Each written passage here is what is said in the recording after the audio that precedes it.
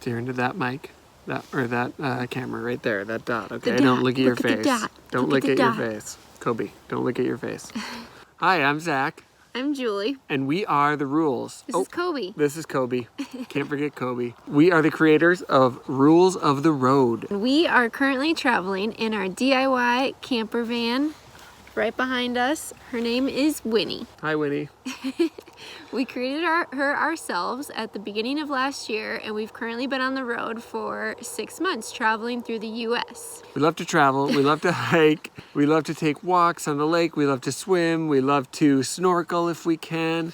We want to learn to scuba dive. We love taking our dog Kobe for walks, right? And hikes. Every week, we're going to be sharing A recap of the previous week of our travels. It's going to be just a brief video of our favorite places, our favorite sites or hikes, things that we saw, things that we did to share with you guys. This past week we spent in Glacier National Park in northern Montana.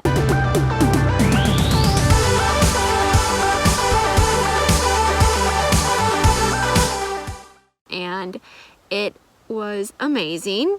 We saw so many beautiful lakes, mountains surrounding them, awesome wildlife. So this first video is going to be a recap of our time in Glacier.